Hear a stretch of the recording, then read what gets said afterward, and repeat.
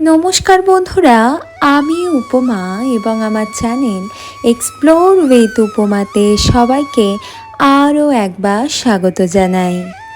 আজকের দিনে এই সামান্য কার্যগুলো যদি আপনারা করতে পারেন, তো নতুন বছরে আপনাদের জীবনে ভগবান বিষ্ণু এবং মা লক্ষ্মীর কৃপায় সুখ, শান্তি এবং অর্থে ভরে উঠবে।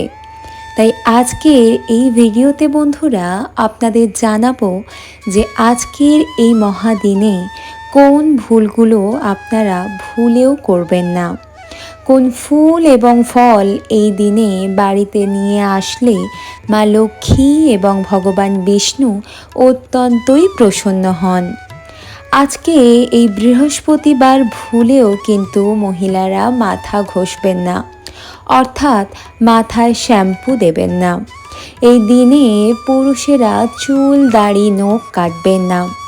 বন্ধুরা, আমরা সকলেই জানি যে বৃহস্পতিবারকে মা লক্ষ্মীর বিশেষ দিন মানা হয়।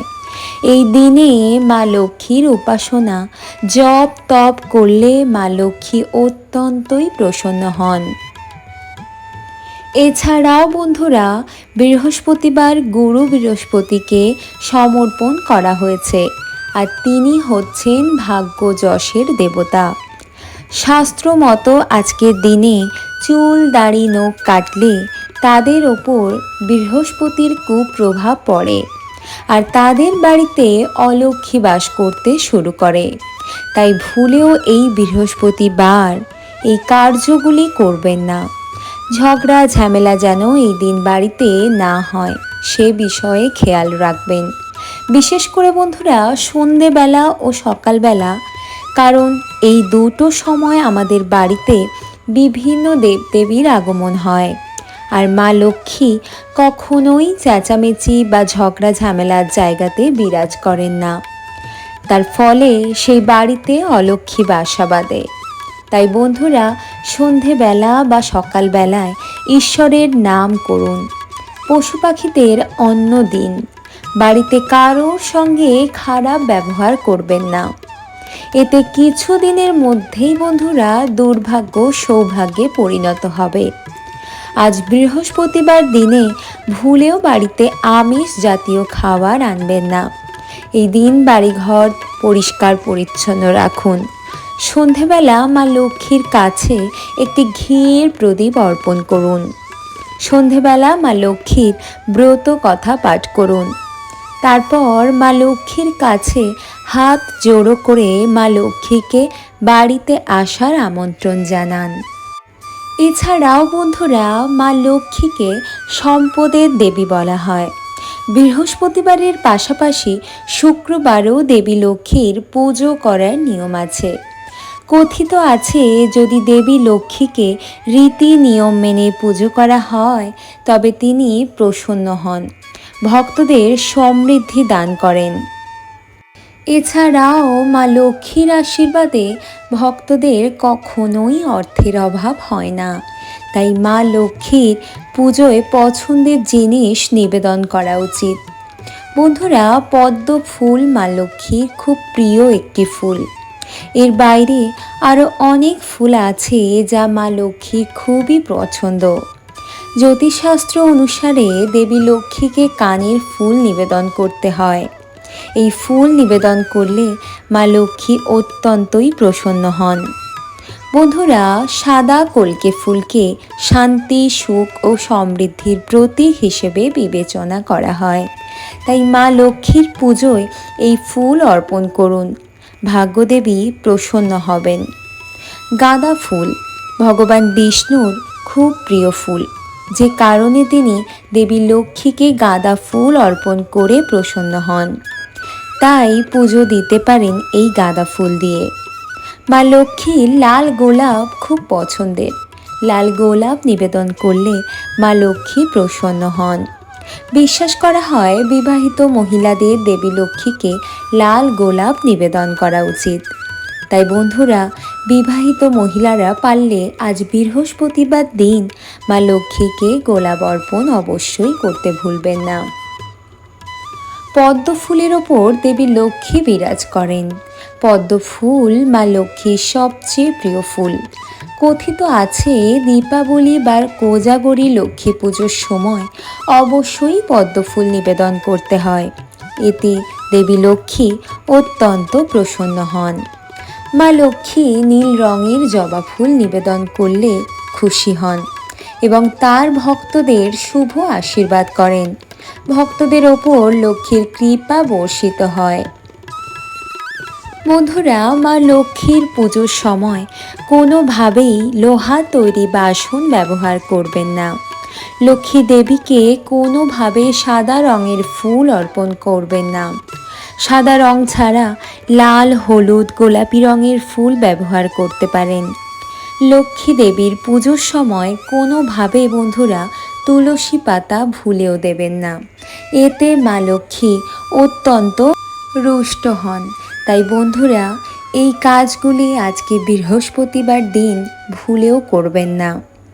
বন্ধুরা, ঐশ্বর্যের দেবী হিসেবে লক্ষ্মীর পুজোয় ধান ছাড়াও টাকার কয়েন, পান, কড়ি, হলুদ, ঘট, একশোরা চাল, আতপ চাল, দই, মধু, ঘি, চিনি, চন্দ্রমালা, পূর্ণপাত্র ও হরিতকি প্রয়োজন হয়। দেবী লক্ষ্মীর আরাধনা করার সময় কোনো কাঁসর ঘণ্টা বাজাতে নেই। মন্ত্রপাঠের মাধ্যমে দেবী লক্ষ্মীর আরাধনা করতে হয়। কথিত আছে নারকেল লক্ষ্মীর প্রিয় ফল। একে শ্রীফলও বলা হয়, কারণ মা লক্ষ্মীর অপর নাম হলো শ্রী। প্রসাদ হিসেবে মাকে নারকেলের নাড়ু, কাঁচা নারকেল অর্পণ করা যেতেই পারে। এছাড়াও পানি ফল এবং পদ্ম বীজ বা মাখনাও মা লক্ষ্মীর প্রিয় ফল হিসেবে পরিচিত।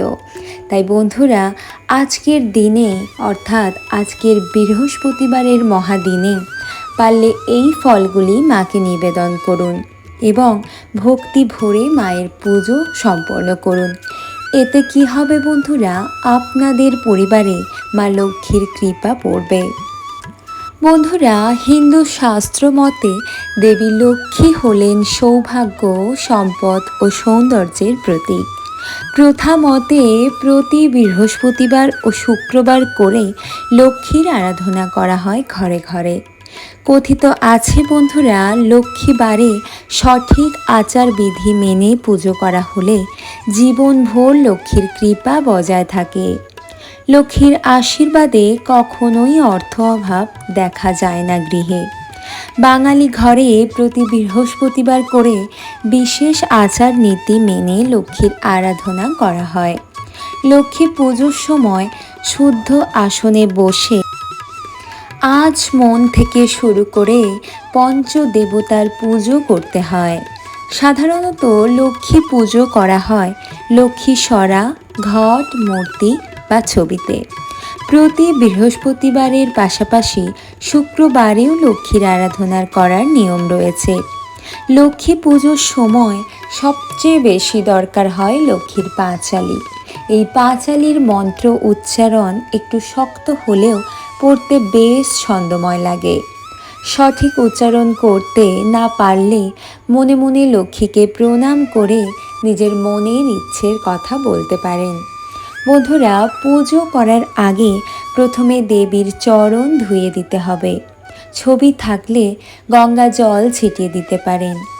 এরপর বন্ধুরা ফল, মিষ্টি দিয়ে নৈবেদ্য সাজিয়ে রাখুন। এরপর দূর্বা, চন্দন, ফুল, আতপ চাল দিন।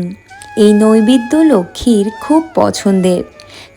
বন্ধুরা, ক্ষীর বা পায়েসও রাখতে পারেন। এদিন অবশ্যই প্রদীপ, ধূপ ও ধুনো জ্বালাতে ভুলবেন না।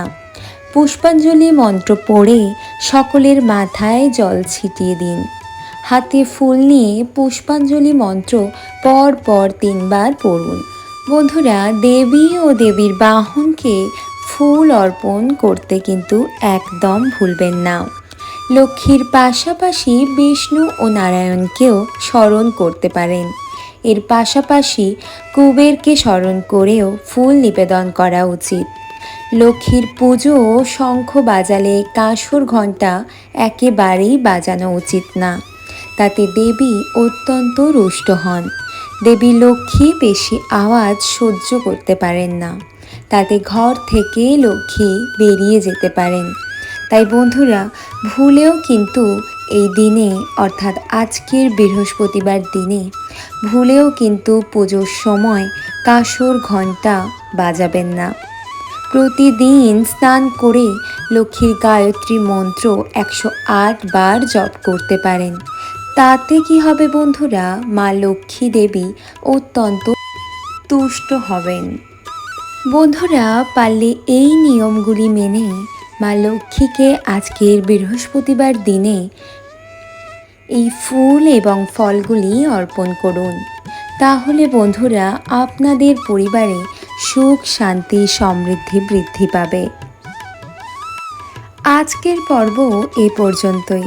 আপনাদের সাথে দেখা হবে কোনো এক বিশেষ পর্বে। ততক্ষণের জন্য বন্ধুরা, আপনারা সবাই সুস্থ থাকুন, ভালো থাকুন।